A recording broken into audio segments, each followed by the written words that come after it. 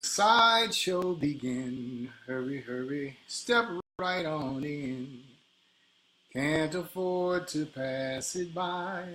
Guaranteed to make you cry. Let the sideshow begin. Hurry, hurry, step right on in. Can't afford to pass it by. Guaranteed to make you cry. Let the sideshow begin. Hurry, hurry. Hey, Regina. Step right on in. Thanks for joining. Can't afford to pass it by.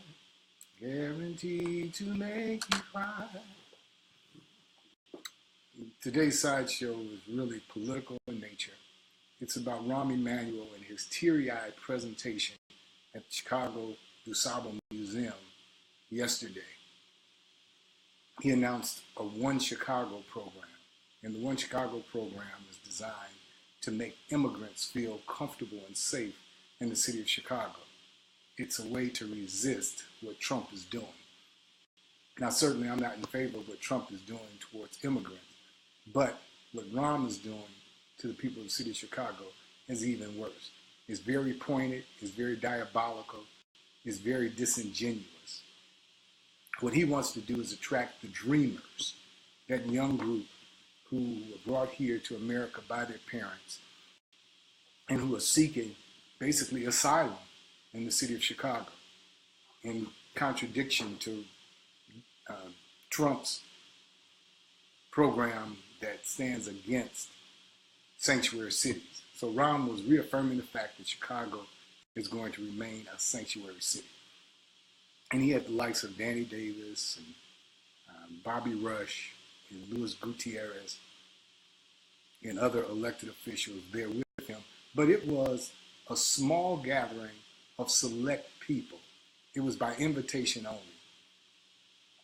The people who lived nearby, within walking distance of the DuSable Museum, weren't even invited in. You couldn't get in there. They would threaten you with arrest if you attempted to walk in. It makes no sense whatsoever. So it's obvious what his target group was. It wasn't us. It wasn't the people who have made Chicago great all these years and the people who've suffered all these years. We have a lot of problems in Chicago. And it starts with nutrition. It starts with the fact that we have food deserts in Chicago. Some people say, well, it's not Rahm's job to make sure there are grocery stores in the black community. Yes, it is. He has a Department of Economic Development. And that Department of Economic Development goes throughout the entire city of Chicago and plans developments. But it also plans economic development. It creates jobs. It creates an atmosphere. And it provides an infrastructure so that people have the things that they need to subsist and to survive in the city of Chicago.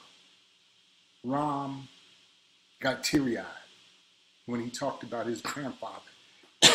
He said that his grandfather came here at age 13, couldn't speak English, and is so proud of the fact that he's mayor of the city of Chicago.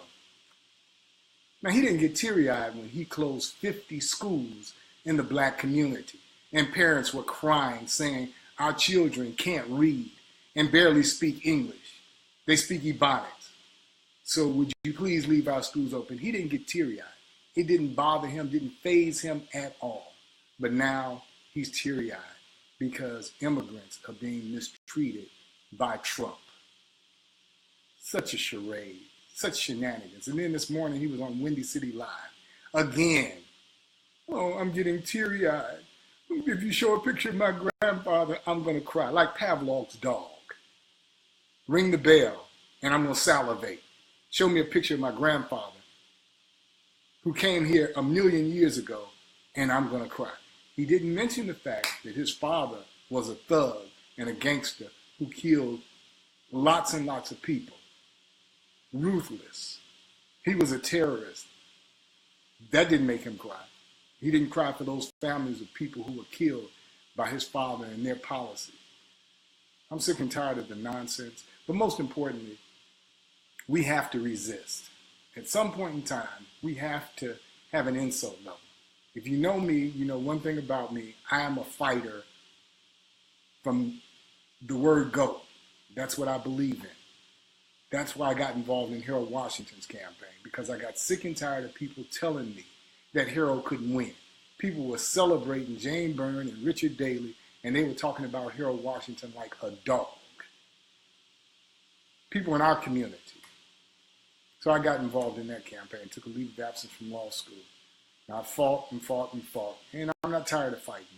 I just believe that our children deserve better. But here's the thing, we all have to resist. So here's what I want to suggest to you.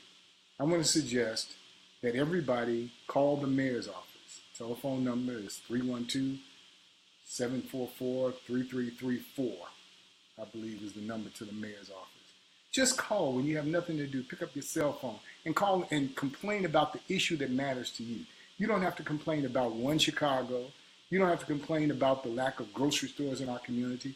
You don't have to complain about the lack of economic development or the fact that they're closing houses. You don't have to complain about the fact that Rahm has a rush to destroy houses in the black community that results in vacant lots, which are unsafe for the people in the community. You don't have to complain about those things.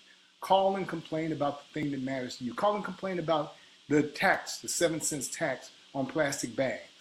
Call and complain about the beverage tax.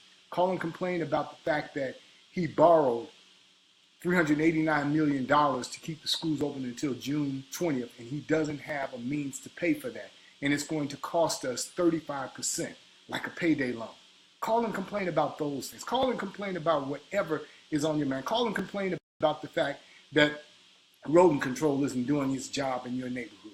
Call and complain, call and complain. Let's tie up those phone lines. Let's let them know that we're angry. That doesn't take any time out of your day. You don't have to get on a bus. You don't have to drive downtown and pay to park. Protest, protest, protest. But it has to be consistent.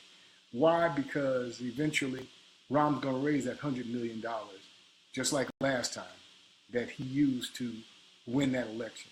And Barack is going to endorse him. We know that's coming. It's happened every single time. But what's good for Barack and Michelle is not necessarily good for us and our children. So we have to put our own interests first. But it starts now. It starts with us protesting because Rahm is gauging sentiment. The reason he is going after the immigration community, not because they can vote, but because when people ask, how do you feel about the mayor? They don't say, what is your status, immigration status? They just say, you live in Chicago, what's your opinion of the mayor? And if the sentiment sounds good, then the numbers look very favorable for Rahm. And that carries weight, especially with contributors. And it makes people think he's unbeatable. So we have to counter that by letting them know with our sentiment on social media, through phone calls, tying up the line at the mayor's office. That doesn't hurt 911. That doesn't hurt the other 3,000 number. It doesn't hurt those numbers. This is direct to the mayor's office. Call there and complain.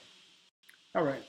I just thought that we would take a moment and talk about what's real important, and we'll be back to singing and having fun later. You all take it easy. Look for you on Facebook.